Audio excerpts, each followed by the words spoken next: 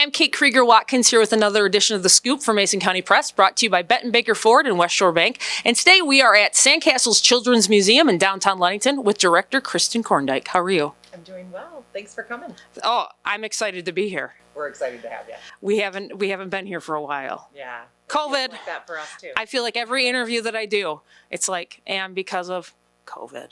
But things are starting to turn around. Things are really turning around. And looking good. something exciting. You guys are opening June 1st. Yeah, we're opening June 1st. Awesome. Yep. After more of a year of closure, we're ready to open. Yeah, 15 months-ish. Yeah, That's crazy. Yeah, we closed March 13th of 2020. Wow. Yeah. Yeah. Yep.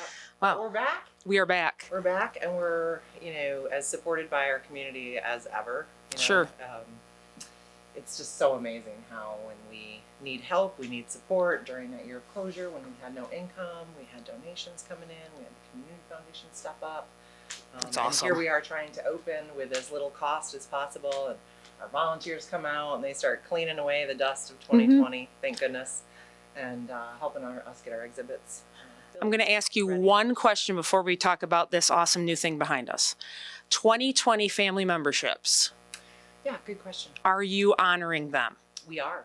Okay. We are going to honor them, but we're also going to just kind of add that idea that if you are able to donate your 2020 membership, we could use that support. If you're able to do it and just buy a new 2021, that will be considered a donation to Sandcastles that helped us support us during a really tough year.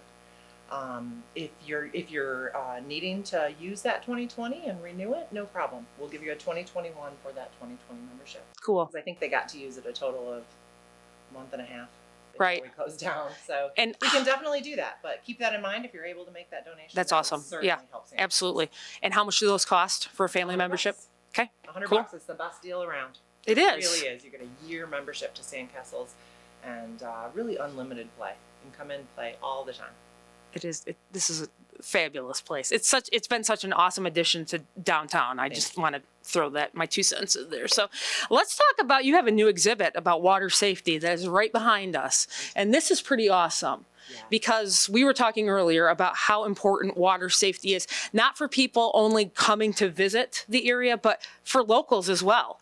No matter what age you are, it's important to know because Lake Michigan has a mind of its own. It does. It's a powerful, it's almost like an inland ocean rather than a lake, Absolutely.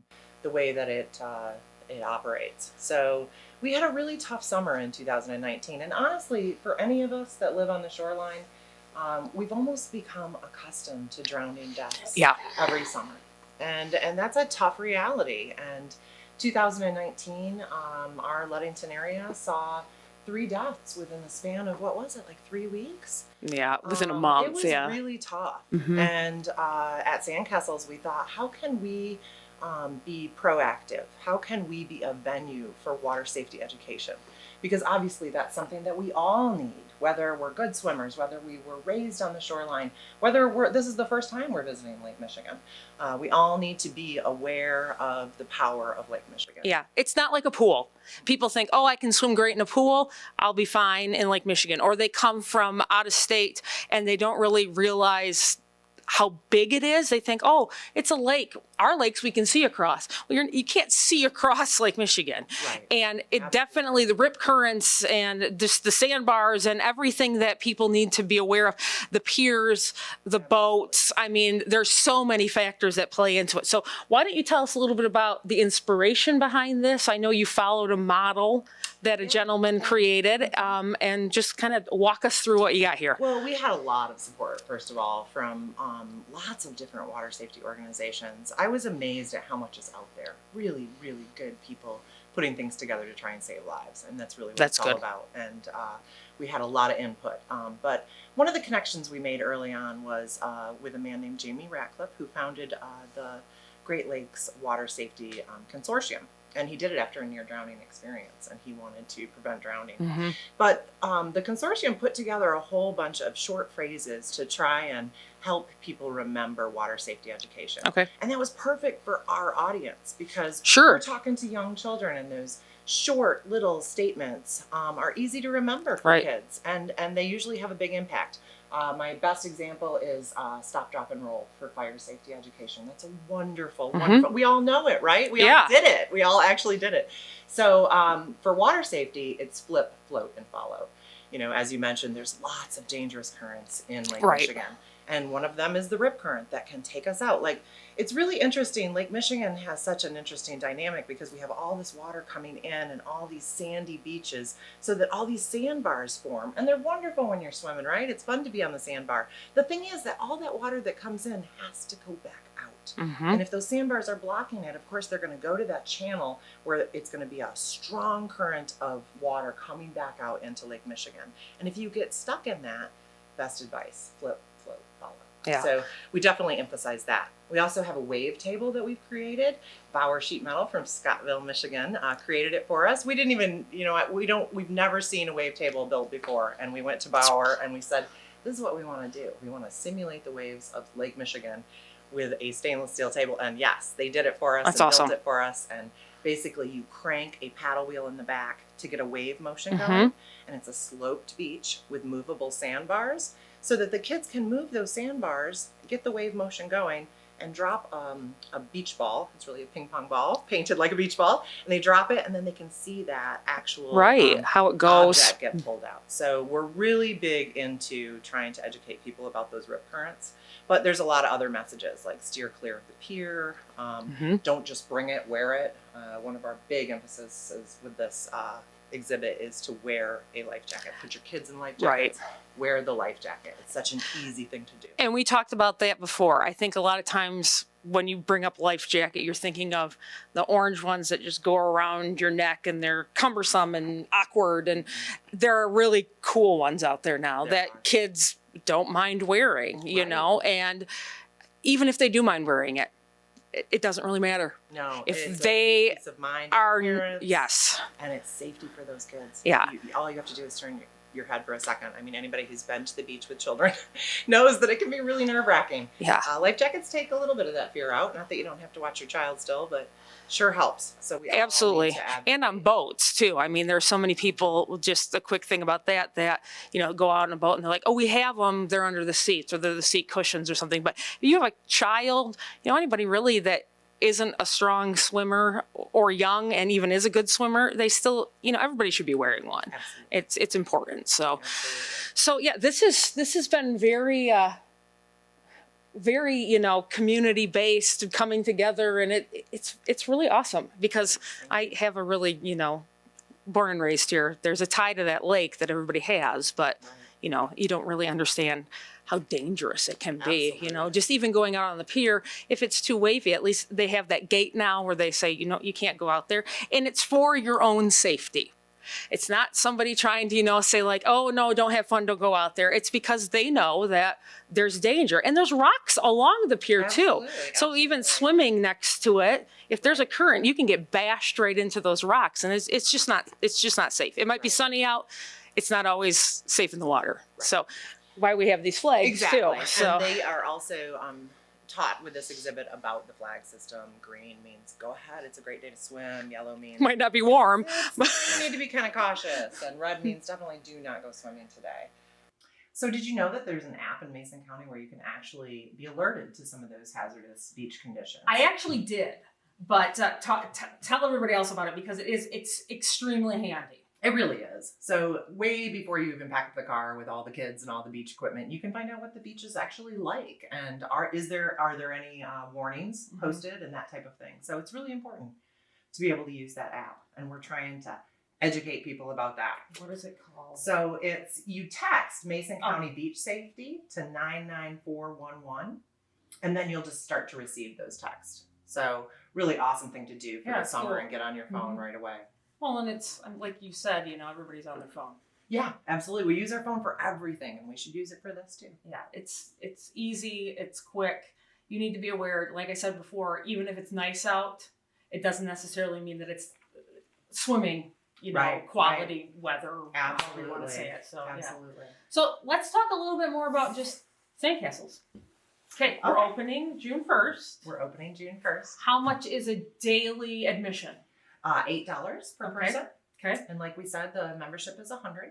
So the membership is a really good deal. If you're able to come several times this summer, I definitely would encourage you to buy a membership. Absolutely. And this is the only new exhibit. Well, we also have our new bearded dragon. Oh, She's yes. just a baby. We got her last night. She's super cute. And she has a whole new habitat built with the help of the Community Foundation and Michigan Power and Pennies for Heaven. All those great supporters. Cool. So we have that as well.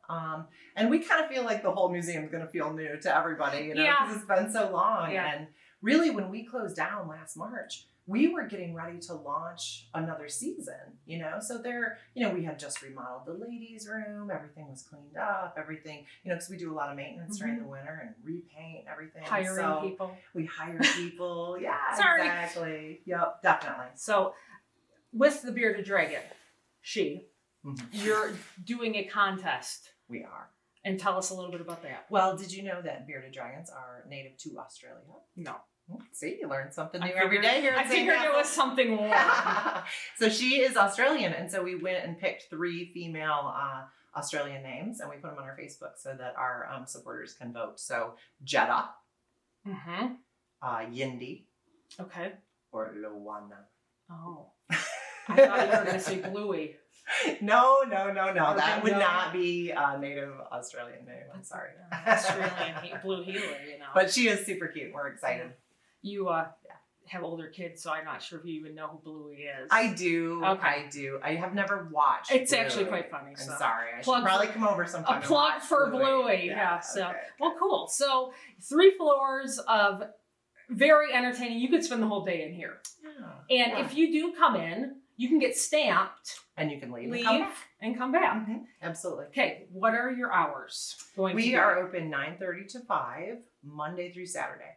Okay. And then on Sundays, we're open 12 to 4. Easy enough. So, we're open every day this summer. We're going to see how that goes. And hopefully we'll have a great summer. We have made some adjustments and done different things. You do have to wear a mask when you come into the museum. Children 2 to 12 are still in our vulnerable population, so we'll be protecting them by wearing masks. But other than that, we've kind of changed a little bit of the traffic flow. You still come in the same way, but we have a different exit. There's lots of hand sanitizing stations throughout the building. We have new plexiglass partitions for our staff at the front desk. What else? Oh, and the best thing is that we have a new air purification system in this building. This is an old building. It is. Yeah, it is. It was built in 1891 and kind of added on. And so to every one of our heating air systems, we've added an air filtration system that takes out molds and viruses and that kind of thing. Okay. Premier Heating put it in for us Awesome. locally, That's and they did cool. a great job. We're really excited to have that. And staff are always mingling around, volunteers and staff. So I'm pretty sure people are thinking like, oh, this is a hands-on museum. So that's a lot of touching. Right. So I'm sure you're going to be seeing more people on the floor sanitizing and, doing that. But also I want to mention that it's still the parents' responsibility to watch their children. Oh, absolutely. And to, absolutely. follow them around and play with them. Oh, definitely. Put your phones away. The interaction, Yeah. I always say, parents are they are the funnest thing in this building. Like, we have all these great exhibits and all these beautiful things built, but really they're more fun with your adult that you come with. Oh, and that's yeah, who makes absolutely. it fun. So, but we've also